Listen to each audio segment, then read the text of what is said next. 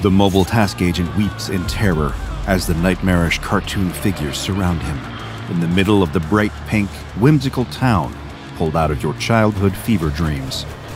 Deformed childhood beasts drink greedily from a fountain overflowing with blood. But the agent doesn't fear them. He fears Mr. Hister, the huge looming figure in the yellow cloak, brimming with tendrils, and that awful face beneath the hood, smiling its rotting smile. All around them, children stand trance-like for the ceremony, ready to receive their final judgment, as up above, a door made of mirror floats, surrounded by the suspended floating bodies of the people who weren't so lucky. Mr. Hister leans in. He's got a question to ask, and if the MTF agent can't answer it, something horrible beyond imagination is going to happen to him. That's just how it is when you're dealing with SCP-5853. SCP-5853 refers to a line of packaged taffy candies. Each package contains 2 candies, one blue with a raspberry flavor and one red with a cherry flavor. The blue candy appears to have no anomalous effects or adverse effects at all, aside from getting stuck in one's teeth. However, the red candy is a different story. Anyone who consumes the red candy and recites a key phrase will be teleported to an extra-dimensional shape, seemingly identical to the location of Ticky Taffy Town, a 90s-era television show that advertised the candy and has been designated SCP-5853-A. It was the UIU, a branch of the FBI specialized in investigating paranormal occurrences, who first identified the anomaly after they noticed a correlation between the airing of SCP-5853-A episodes and the disappearances of children. The show and its corresponding candy have been linked to approximately 3,500 child disappearances between the years of 1994 and 1999. As the UIU looked into unexplained disappearances during these years, a peculiar pattern began to emerge among several cases. The missing child was most recently seen in or entering a kitchen pantry. The only evidence left behind was a pile of open Ticky Taffy wrappers, specifically the blue raspberry variety. Shortly before their disappearance, the child was watching an episode of the show featuring the character Mr. Hister, and the missing child's parent could hear the show's theme music just before the child vanished. After a UIU operative's child joined the list of missing kids, the case was turned over to the SCP Foundation, along with all of the UIU's findings up to that point. Though episodes of Ticky Taffy Town can no longer be accessed by the public or by anyone outside of specific Foundation-approved testing, there are descriptions of the show's 5 main characters, or entities, included in the official file. They range from standard children's entertainment fare to imagery that is deeply disturbing. First, there is the fatherly, patient Mr. Squibbles, a bipedal humanoid with the head of a plush octopus and a wardrobe consisting of khaki trousers and a red sweater vest. He is responsible for imparting each episode's lesson. Next, there is Mrs. Bobble, a stereotypical clown with blue hair, white makeup, a red nose, and oversized, multicolored clothing. She acts as the questioner of the episode's theme or lesson, raising these questions with Mr. Squibbles. The source of mischief in Ticky Taffy Town is Kizzywink, a small entity resembling a bipedal feline with humanoid hands and an oversized head. Though the entity is mischievous, it is also benign and largely childlike in its behavior. Kizzywink has a companion named Franzipans, a small, round, plushy avian with a hammer in place of its beak. Acting as an annoying sidekick to Kizzywink, the entity will fly around the screen and hit the other entities with its hammer beak as a form of slapstick comedy. And then there is the infamous Mr. Hister. This entity is not depicted as overtly hostile, but its appearance is the most troubling in the show. This humanoid entity stands approximately 2.3 meters tall and wears a long, golden-yellow robe with a hood. The entity propels itself through the world with tentacles that emerge from beneath its cloak. Any attempts to produce an official description of the entity's face have proven difficult, due to the notable video distortion effect caused when the entity enters the frame. The closest current description of its face describes it as resembling a misshapen, tumorous human skull. A standard Mr. Hister episode of SCP-5853-A begins like most children's shows, with vivid colors, pleasant lighting, and cheerful music, as the main cast teaches standard lessons such as how to tie your shoes, why it's important to brush your teeth, and the value of honesty. When Mr. Hister enters the frame, however, everything changes. The video quality dulls, the colors become oversaturated to the point of becoming almost nausea-inducing, and the contrast decreases dramatically. The visuals aren't the only thing that change in Mr. Hister's presence. The subject matter also shifts in tone, as Mr. Hister torments the rest of the characters with nihilistic and distressing lessons such as, "Your parents will soon die, and so will you, and I feel nothing but the nothingness," or the particularly evocative, "You may not believe in the slaughter, but the slaughter believes in you." When Mr. Hister leaves the scene, he always recites this phrase, "I shall now be departing to the land of right, with the truth of red, to be my might." This phrase is thought to be related to the various child disappearances attributed to the show. On January 4, 2000, lead researcher Frank Monroe conducted the first test involving SCP-5853-A. Accompanied by junior researchers Tracy Klaus and Morgan Eskew, and supervised by Ethics Committee consultant Jennifer Lamb, Monroe began the test with D-Class 643980 restrained to a detainment chair in the middle of an observation room, placed in front of a television set. D643980 was also hooked up to standard medical equipment to measure his vitals, while the junior researchers scanned infrared, ultraviolet, and other frequency wavelengths of the television program for any anomalous activity. With this setup in place, lead researcher Monroe signaled for the test to begin. The television was switched on and began to play Ticky Taffy Town Season 1, Episode 3, the first on-screen appearance of Mr. Hister. As the episode began, everything proceeded normally, aside from a small increase in Hume levels. As it progressed, however, the D-Class became increasingly agitated, his heart rate and perspiration increasing. He demanded to know why the show was chosen, explaining that he had childhood memories of the program. His younger brother used to watch the show all the time, until he disappeared. Upon hearing this, Ethics Committee consultant Jennifer Lamb became visibly distressed, but advised the research team to proceed with the test in spite of this unforeseen emotional component. After the episode finished, D643980 was freed from his torso restraints and given a microphone, earpiece, receiver, and shoulder camera mount. He was then given a package of SCP-5853, at which point he remarked that he ate them as a child, but only ever ate the raspberry flavor, while his brother preferred the cherry. He was instructed to eat the cherry piece, then recite the phrase, "Flesh is not the truth." At this point, the theme song of Ticky Taffy Town filled the room, and the D-Class vanished from sight, disappearing from the observation room altogether. Dr. Monroe was able to maintain communication with D643980 via the microphone and receiver, and the research team monitored his video feed. The D-Class began in a dark place, with one single stream of light splitting the center field of view. After some resistance, he continued into the unknown, stumbling out of Mr. Squibble's treasure chest.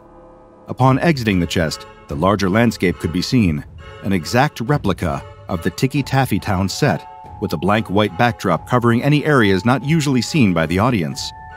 As the members of the main cast, with the exception of Mr. Hister, entered the area, the D-Class hid in the chest.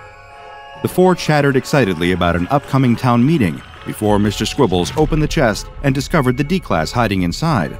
He was instructed to engage with the entities until the Foundation could come up with an appropriate extraction plan. The D-Class became distressed and swore, prompting Mrs. Bobble to turn a glowing red until Mr. Squibbles calmed her down. Kizzy Wink asked the D-Class his name, and he answered that it was Davy. At this point, the entities instructed Davy to follow them to the town meeting, where he would be their esteemed guest. Together, they left the house, entering an area made up of the miniature town from the show's opening sequence, only grown to full scale. In the background was the same vacant white backdrop, as well as seemingly infinite copies of the same town landscape. Davy and the group followed a long road toward a cobblestone town square. As the research team watched the video feed, they could see that other pathways in the background were occupied by their own versions of the main cast of characters, all walking toward the same central location. These groups were accompanied, much to the horror of the research team, by small children. Each of the houses along the path was printed with a number corresponding to an episode of Ticky Taffy Town that featured Mr. Hister. According to the research team's calculations, this amounted to 31 episodes of the show that were actively able to steal children. Dr. Monroe suggested sending in a mobile task force, but Jennifer Lamb refused to sign off on the request concerned about the unknown nature of the location and the potential ramifications of sending MTF members inside. While the research team was debating about the next steps, Davy and his new friends reached the town square. There were over 100 entities and 200 children gathered together there. Some children were weeping, others stood silently, eyes ringed with dark circles from lack of sleep. Every single one of them looked utterly terrified.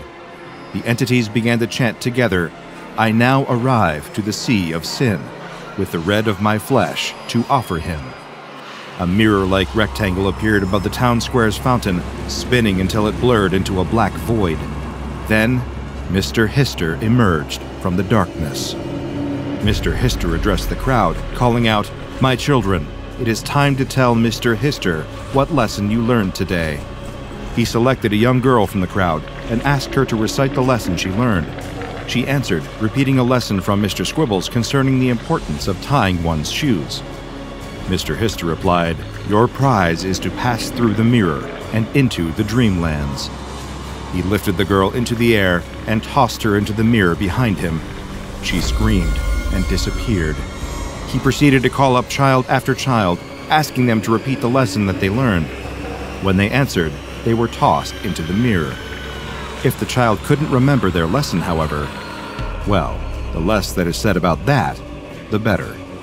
Before long, the fountain was filled with deep red water, which the other Ticky Taffy Town entities greedily slurped up. Eventually, Mr. Hister turned to Dave, asking him what lesson he learned. Dave struggled to answer, guessing a phrase that Mr. Squibbles said, "Don't make Mrs. Bobble upset, lest you fail his hideous test." This was the wrong answer. Mr. Hister lifted Dave into the sky, where he was suspended upside down alongside other humanoid figures, one of whom he recognized as his long-lost younger brother, Jeremy. At this point, Dave stopped responding to Dr. Monroe and his research team. The camera feed remained active for 3 days, suspended upside down next to Dave's body. On screen, a continuous stream of red liquid, presumed to be blood, could be seen flowing over the lens. The feed was cut short, and Dave was presumed lost. As harrowing as it was, this initial test provided the SCP Foundation with some vital information on the inner workings of SCP-5853-A. They were able to determine that, depending on the answer a stolen victim gives, they will be able to affect their own fate. If the victim answers Mr. Hister's question, "What did you learn today?" with the intended lesson imparted in the episode, they will be passed through the mirror. What awaits them beyond it, no one but Mr. Hister knows, but it is unlikely to be anything good. If the victim answers with a lesson they learned while inside of the extra-dimensional space, they will be left to hang upside down with Dave and the rest of those suspended in the air. If they don't remember, or lie about forgetting their lesson, they will be consumed by the entities. But there is one way out. If the victim answers by repeating or summarizing Mr. Hister's darker lesson from the episode, the victim will be released from the extra-dimensional space and transported back to the place they vanished from. For example, UIU Agent Mathis's son, Thomas, reappeared in the kitchen pantry of his home on January 8, 2000, after he did just that. Following the D-Class exploration of Ticky Taffy Town, Dr. Monroe reached out to Jennifer Lamb, requesting that she reconsider her decision to decline MTF operations in the area. She refused to change her mind, telling him to scan media spaces, recall the candy, and call it a day. With the Ethics Committee refusing to approve MTF action, Dr. Monroe instead reached out to his friend, Terrence Bazarian, who occupied an MTF Alpha position. He managed, via appealing to Terrence's role as a parent, to convince him to agree to an off-books, 3-man mission into the spatial anomaly of SCP-5853-A. The small, unofficial mobile task force began its operation on January 20, 2000. Frank Monroe served as commanding officer. Terrence Bazarian acted as team lead, Alpha, Robert Falk as right flank, Charlie, and Mohammed Al-Abi as left flank, Delta. Each member of the team was instructed to consume a piece of cherry-flavored Ticky Taffy and recite the phrase, "You may not believe in the slaughter, but the slaughter believes in you." Soon after, all 3 men were transported into the world of SCP-5853-A. They climbed out of the toy chest to find the cartoonish kitchen, the busily decorated living room, and the door to the outside area. The MTF team got to work investigating the area immediately, making note of the fact that all of the items in the house were fake, simply props for a children's show. The door to the set began to open, and the 3 MTF members hid out of sight. Monroe warned them to not, under any circumstances, engage with the entities in any way. The cast, with the exception of Mr. Hister, entered the room and began checking the area for signs of new children transported to the world. Alpha was discovered first and opened fire on Mr. Squibbles, who stumbled backward, leaking brown fluid until it collapsed. The remaining entities began to scream as the area dimmed to black. Suddenly, everything was dark and silent. The MTF feed switched to night vision as Delta, Charlie, and Alpha began to explore the area. Monroe ordered them to get to the town center as fast as possible and tell Mr. Hister the key phrase so that they could be transported back to the SCP Foundation site. As he delivered the instructions, his audio feed began to degrade until the MTF officers could no longer hear him. Left alone in Ticky Taffy Town, they had to proceed on their own. As the officers resumed motion, Franzipans flew at Charlie's head at top speed, its hammer beak colliding with the man's head and sending him careening into a nearby wall. The impact was fatal, and Agent Charlie collapsed to the ground, dead. Agents Alpha and Delta continued firing on Franzipans, and Alpha ordered Delta to head toward the door and make his way out. When he reached the door, however, Mr. Squibbles was waiting on the other side. It grabbed Agent Delta as an instance of Kizzywink used its claws to kill him. In a heroic dying act, Agent Delta pulled the pin from one of his incendiary grenades and charged at Mr. Squiggles, blowing them both up. Agent Alpha was the only one left standing, alone with Mrs. Bobble the clown. She charged at Alpha as he fired a grenade round that subdued her. Taking his moment, Alpha escaped the building, navigating his way through the pitch-black landscape. Alpha used his night vision view to navigate a narrow path toward a single light in the distance. He walked for approximately 182 minutes, at which point he remarked on the sensation of the path deepening, lengthening, and pulling him down. He began to approach the town square before everything faded to static. When Alpha's video feed returned, he was standing in front of a white wooden door. He reached out to open it and spotted a woman that appeared to be Jessie Bazarian, his wife, sitting in a rocking chair and humming a lullaby to the infant in her arms. He attempted to speak to her, but she addressed him in the manner of Mr. Hister, saying, "See the mirror, through the mirror. The mirror is the only salvation. Salvation achieved by sacrifice to he who is divine among the dreamlands. Release yourself through the mirror, ascend through the mirror, transcend through the mirror." Alpha screamed, collapsing to the ground. When he regained consciousness, he was face to face with Mr. Hister himself. The entity smugly asked, "Terrence, what did you learn today?" Rather than reciting the key phrase and attempting to return home, Alpha pulled the pin from his remaining grenade and let it fall to the ground. The video feed cut out, and the entire mobile task force that entered Ticky Taffy Town that day was presumed dead. 2 days later, Dr. Frank Monroe sent out the following email: "To whom it may concern and C. Miles, I regret to inform you that I am no longer able to fulfill my duties as researcher. I have come to the realization that Lamb was right, although I don't agree with her. I can't keep trying to save the world from the things we study. It's not about how far I can probe. It's for our own protection. I need to know when to call it quits. I could spend X number of dollars and X number of lives sacrificing to whatever to wherever I think, or wherever I think the mirror may bring us, who Mr. Hister might be, or the implications of a clown entity called Bobble. I could try to chase these down to their penultimate conclusion, sacrificing MTF, D-Class, and innocents alike. Lamb, she was right. God, I'm sorry, Terrence. All SCP-5853 needs is to be hidden, in the dark. I'm sorry, I'm just not made for this. Not anymore. I can no longer do this. Let me forget. Let me go back. Consider this my resignation. Respectfully, Dr. Frank Monroe." After a review by the O5 Council, Dr. Monroe's resignation request was denied. All SCP-5853 products have been publicly recalled. Any instances of SCP-5853 are to be kept in a standard containment unit in Secure Facility 64, Wing F. If any instances of SCP-5853 are discovered being sold, the sale must be intercepted immediately. Every episode of SCP-5853-A has been removed from the air, and television broadcasts and online video sites must be scanned regularly in order to prevent further spread of the materials. No Foundation personnel, including D-Class, that have or are considered having children may be assigned to SCP-5853. The SCP Foundation has attempted to uncover the identities of production staff and actors from the show, but so far, the investigation has turned up nothing but dead leads. A close analysis of the show's credits showed that, rather than a list of staff that worked on the episode, they consist of a constantly growing list of names. These names include those of children reported missing, as well as individuals yet to be identified. On January 23, 2000, the names Robert Falk, Mohammed Al-Abi, Terrence Bazarian, and Frank Monroe were added. Frank Monroe was pronounced missing in action, and to this day, has never been found. Check out the DrBob Patreon and become a junior researcher today. Now go and watch another entry from the files of DrBob, like SCP-1357, The Children's Park.